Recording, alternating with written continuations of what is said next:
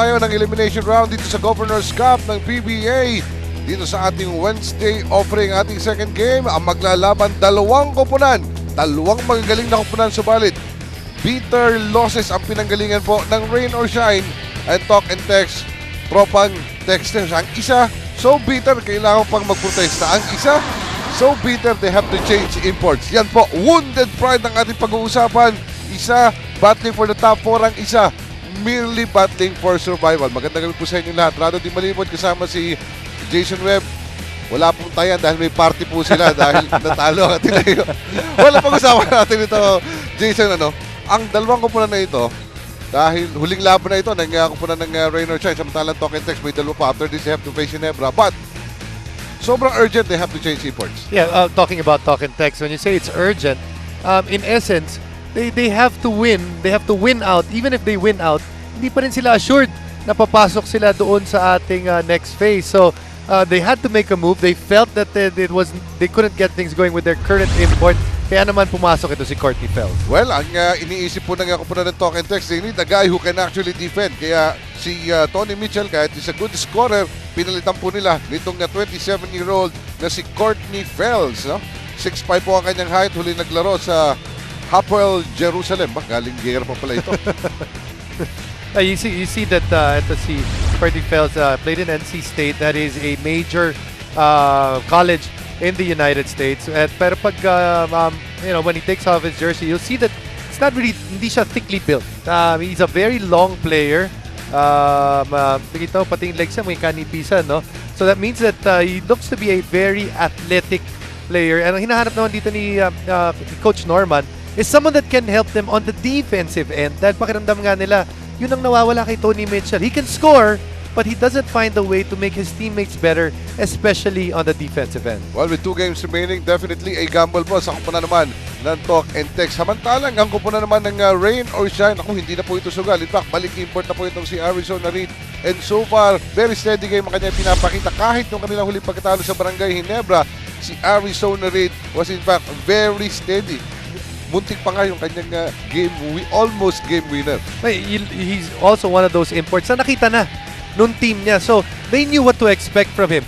But unlike Tony Mitchell, it seems that Coach Yang and the rest of the Rain or Shine squad pretty happy with what they're getting from Arizona Reed. Probably not the record that they had hoped for, given the fact that si Arizona Reed dating best import awardee, they're the defending champions, but at the same time, they've been in some close games that haven't gone their way. Well, ito pong dalawang kupunan na ito ay masusubukan din. Ang ika nga, dalawang kupunan na madaming ikinontribute sa Gilas. Kaya ika nga, parang labanan ng mga Gilas players ito. Kapareho nagsakripisyo, but in this case, ito po, maglalaban na natin. 4 sa kupunan ng Talk and Text, 3 naman dito sa kupunan ng Rain or Shine. Of course, Jason Castro at ang mga gwardiya ng kupunan ng Talk and Text was lent to the Gilas Pilipinas, including itong si Ronaldel de Ocampo. On the other hand, it's Gabe Norwood, Jeff Chan, and Bo Belga na siya naman nag-participate doon sa ating national team. Alam mo, Rado, that's also one of the reasons why Rain or Shine as well as Talk and Text is struggled in terms of record in this conference. So many games in which these players were unavailable. Of course, they had to get some rest. So yung simula ng campaign nila, hindi nila kasama yan. Dagdag mo pa, during training camp, during preseason, none of those guys were able to participate with their team. So parang ini-inject mo na naman, ini-infuse mo ito mga player mo during the season na, in a very short season. Pinapakilala na po mga kaibigan ang dalawang starting fives ng magkabilang kupunan. At wala masyadong surprises of course for both teams. Mukhang nakatutok dito ang ating po pinag-uusapan. Talk and Text, battle for survival na kanilang hinahanap dito. Samantala, currently, ang kupunan po ng Rain or Shine is tied with Alaska, who just won during the first game. 4-4 ang kanilang win-loss record. So pag manalo sila, sila po yakit ng solo fourth. Kung bago sila ay matatalo, bababa naman sila. In fact, makakatabla nila ang natalong Barako Bull for 5th and 6th. So many things that are happening. It's almost likely, there's a high possibility that we're going to have a playoff for that 4th and 5th spot. But what you want to do is get to 5 wins right now. Well, although 5 wins doesn't assure you na papasok ka as twice to beat advantage, gives you a very good chance. 2-5 naman po ang win-loss record ng koponan ng Talk and Text. At they are on a 3-game losing streak, and definitely Coach Norman Black and his boys would like to snap that losing streak. Ang lang unang possession is not successful. At itong koponan ng Raynor Shine naman ito, may kim na galit ito. Napagkat sa kanilang pag-iisip, panalo na sila nung laban nila against Barangay Nebra. You know, it was a tough loss, but the commissioner was able to explain what the rules were, and you know, yun na yung nangyari doon. You know, they followed the rules as it was interpreted. Plus, ang ano doon, ang importante at idagdag natin, if ever they wanted to appeal, they weren't able to appeal yung laro na yun. Pero kung babalikan natin ang kasaysayan itong Raynor Shine, hindi nga wala na sa kanila yun eh. Ang dami ng pinagdaanan na rin itong mas mahigpit pa. Naika nga ng mga kontrobersya, at kung babalikan mo naman, yung mga ganyan na nagpapalakas dito sa isang upunan gaya ng Raynor Shine, na ani mo yung karakter ng kanilang coach, si Coach Yeng, hawa na rin sa mga players eh. Yeah, you gotta move on, especially a short conference in which kung magmumukmuk ka dyan, malalaglag ka, mababa ka dun sa bottom 4 at baka malaglag ka pa dun sa tournament. Gotta stay positive and look at the bright side. So this is the defending champion. Ang kupunan po ng Raynor Shine in the last conference, in last year's conference. Samantala ang kupunan ng Talk and Text naman po ang All-Filipino champion. So we're talking about 2 champions na magkaiba ang nasugatang mga prize gaya nating pinag-didiskusyonan po kanina. Remember, these 2 teams actually met in the Philippine Cup, in which Talk and Text swept itong Raynor Shine. At hindi pa nalilimutan yan ng dalawang kupunan na ito. Samantala, tabla po tayo and 2-all. At maulan po sa labas, so ingat po kayo. Tumutok lang kayo, sabi ni Jason, at panoorin po itong napakaganda na We Promise You. Talaga po magiging pukpukan itong laban na ito dahil nasugatan niya po ang pride ng dalawang kupunan na ito. Samantala, Jeff Jan, malakas yung kanyang tira sa tres. At nasusubok itong kupunan ng Talk and Text. They go to Sean Anthony. Manabit na para sa kupunan ng Raynor Shine. It's Paul Lee against Jason Castro. Yung bakbakan din po ng galing na point guards. But that time, pasa galing kay Phelps. Hindi naman siya pinahiya ni Larry Fonasher. And Phelps has got to be able to adjust to his teammates pretty quickly. Same way with the rest of the Tropang Texters to him. Nice thing though, nakita natin doon, willing to pass the basketball in a fast break situation. At ang isa pang i-adjust nitong si Phelps dito ay yung Philippine brand of basketball. Of course, first time po lamang naglaro itong si Courtney Phelps. At masusubukan din ang kanyang defense. At that time, pinakain siya ni Arizona Reed. Phelps should be given the touches para have the feel of the game at binigyan na kagad tayo na isang 3-pointer. 5 points already for Phelps. You can see that he has the confidence for that outside shot. Looks like that's a major part of this game. Kasama na dyan yung confidence sa pinag-uusapan. Pag suot mo yung ganyan sapatos, naka-Jordan 28 ka, medyo may confidence ka talaga dyan. Samantala, ito si Arizona Reed. Sige ha, kala mo magpapahuli ako. 6 na puntos mo para kay Arizona Reed. At yung mga puntos niya, tiyagaan lang. Sa ilalim, dun lang. Yung kanyang paboritong pwesto. RDO is free for 3. Now, starts off with actually a good drive mula kay Jason Castro. That sucks down the defense. And once the defense is already, there's an imbalance in the defense, nakikita na natin yung ball movement ng Talk and Text. Nakita po natin, ha? Rarely. Mainit kayo na simula ng Talk and Text. And their losses, talaga pong pahirapan sila. Jare Vanez ay nag-contribute naman po na kanyang unang 2 puntos for the Elastic Painters. After quite a slow start in the first minute and a half, you see both teams actually shooting at a high percentage after that. Tropang Texas looking for RDO against JR Kinyahan. Pero ito, si Sean Anthony ang atake. Balik kay RDO. Another long shot. Hindi pumasok that time. Paul Lee with a crossover, the layup, and the finish. That's a really nice matchup there. A matchup of actually superstars already right now, but would probably be even bigger stars in years to come. Paul Lee against Jason Castro. Ang bata pa itong dalawang have established himself not only in the PBA but in their team as one of the leaders ng both the Talking Tex at itong Rain or Shine. Tabla po tayo, 10-all. As Jair with a fake and the drive. As forced to pass, JR with a fake. Ilalapit, ayaw pumasok, and Phelps once again with the rebound. Phelps is answering the fast break. Pagtigil niya, nakita na lamang si Ranidel, short jumper. Matapos sabi ko, umunekta na yung mga pase. Ay, mabalik yung kanilang mga mintes. Arizona Reed with the swung move. Arizona Reed has destroyed the defense of Courtney Fells at the post so far here in the first quarter. So ito, tingnan po natin. Isa lang ang hinahanap itong mga taga-Rain or Shine pagdating sa ilalim. That's their import. Arizona Reed, isang ikot, nakawala, hindi mininda. At double.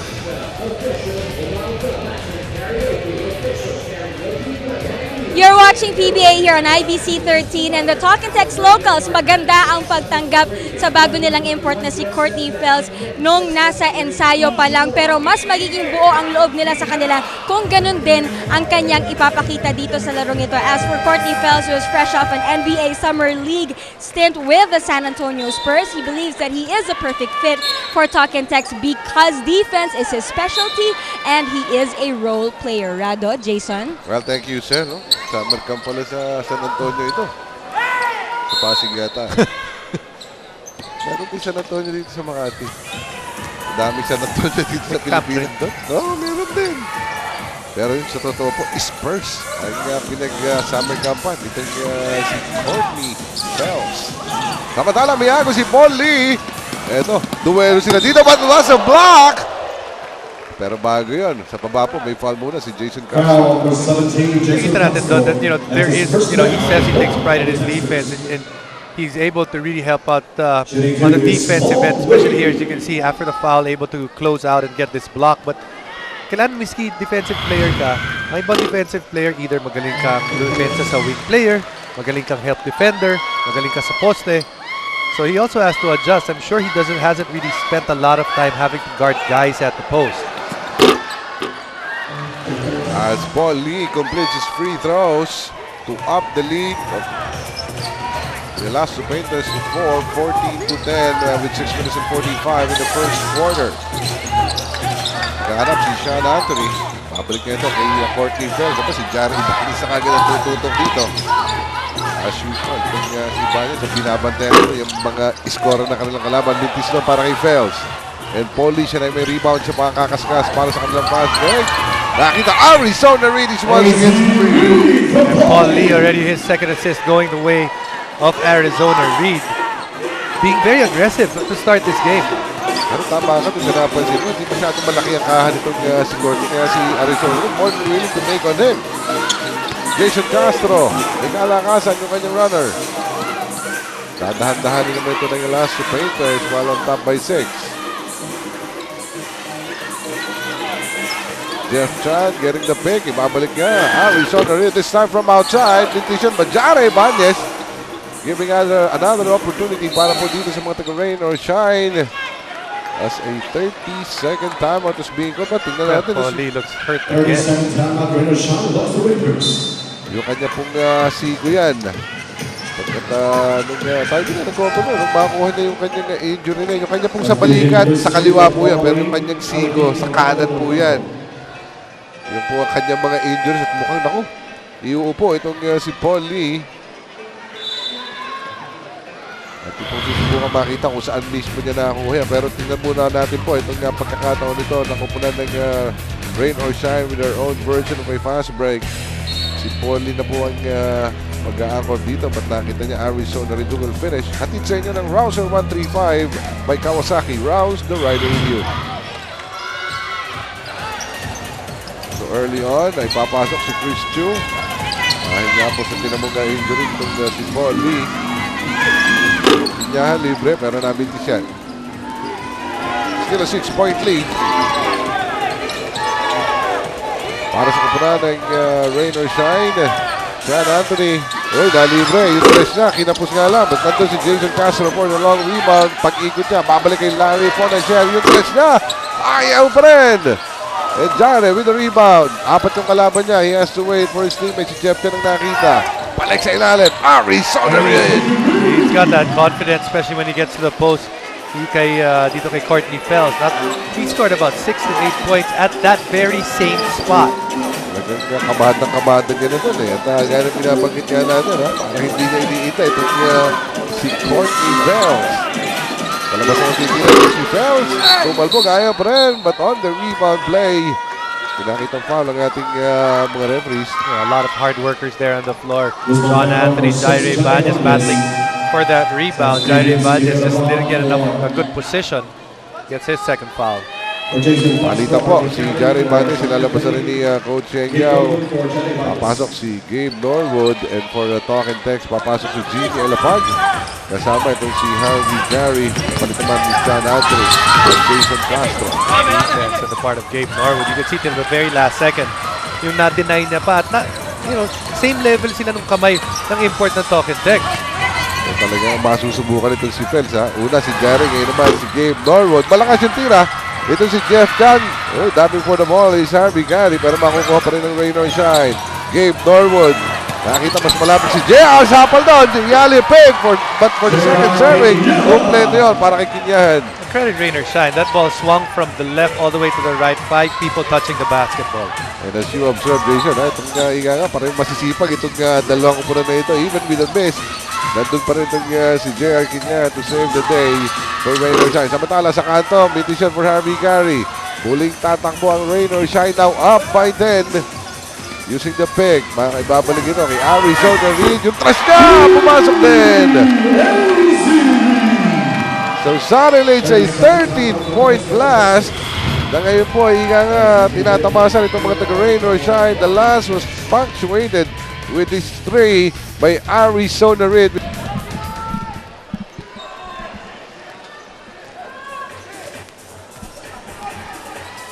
Nagpapatuloy po ang ating bakbakan dito sa first quarter. Habang maalago na itong kupunan ng Rain or Shine with a 13-point lead. Mintis doon si Courtney Fells. Chris 2 with the 3. Ayaw pa rin. Makakuha ni Jimmy Elapag para sa talk and text. They've been beating ito si Courtney Fells. Doon sa layup na kuha niya. See, that time around did not sell for that outside shot. He's gonna be pretty difficult to stop when he drives kasi haba niya eh. Pero yung depensa na dahilan kung bakit kinuha ito si Fells, hindi pa natin masyadong nakikita rito sapagkat si Arizona Reed.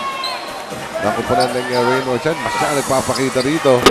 Sa labas tumira kanina, nakapasok yun. Namin yung pangatlong attempt niya. And you can see Coach Norman making the change, putting a guy that's yun sa isa posted to depensa in Harvey Carey to defend Arizona Reed.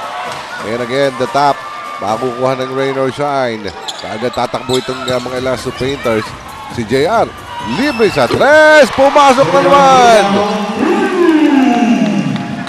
3-point shooting of Rain or Shine starting to help them. Last 2 shots coming from their big men.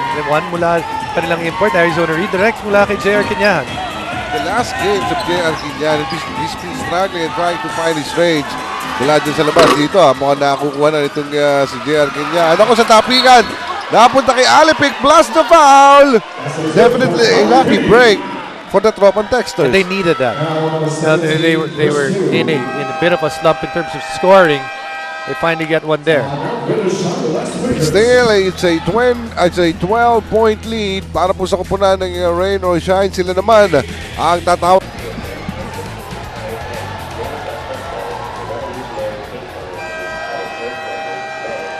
Nagbabalik po tayo dito sa Cuneta Astrodome. Sa Pasay City po tayo. At the same time, we would like to thank our radio partners, 90.7 Love Radio, 101.1 SFM, 96.3 East Rock. At ang ating mga kasama sa DCSR 918 Sports Radio, Benji Santiago at Jolly Escobar, ang ating mga kasama ngayong gabi.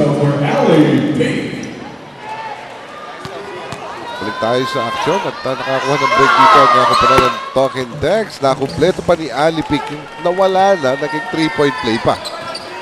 Sometimes you need breaks in the game just to stop the runs of your opponent and see if that can be, a turning point para dito sa talk and text in this quarter. Chris June, matagal din nawala ito after traveling abroad. Ito, nakakuha niya agad ang kanyang jumper. His first two in the game. to put the Rain or Shine back with a 13-point lead. Aaron Aban is in the court para sa kapunan ng Talking Tex, looking for the import. Nakita niya, Courtney Fells with a turnaround. You can see that Talking Tex side has a lot of confidence in their import. They're really looking for him dun sa offensive end nila. They've been supporting no? Si Courtney Fells, pero that time, iniwanan at inaliwan siya nitong si Gabe Norwood. Also his first to win the game. 30-17. Harvey Gatti. Nakita si Ali Pig, and that's his shot. Ali Peak has been one of the best in terms of field goal shooting for the last 3-4 years. He's just made a living 15 feet in. Kung gusto ni Ali Pig yung mga pwesto niya, pero ang sa mga Rain or Shine naman, itong malalaki. Opting to shoot from outside. Bo Belga, namitis yung kanyang tres. Pagkakataong makabawi muli ng Talking Tex. They go to Jimmy Alapag. Babalik kay Jimmy from Harvey Gary. Ali Pig, it's his zone. Turn around. So talaga din. He's come in and yung mga tira niya, I don't believe he's missed so far. Helps to have a guy na pagpasok mo, you have a lot of confidence dahil pag hawak niya yung bola, he'll do a lot of good things for your team and would rarely miss. 3 out of 3. Ito pong shooting nito si Ali Pig in this quarter. To jump the lead of Rain or Shine to 9. But Aaron Aban commits a foul there in the last play. Although wala pa po sa penalty ang dalawang kupunan. Si Fels magpapahingahin dito at well, hindi na masisisi ni Fels ang kanyang mga locals dito. They'll be supporting him and giving him the ball. Yeah, they look towards him.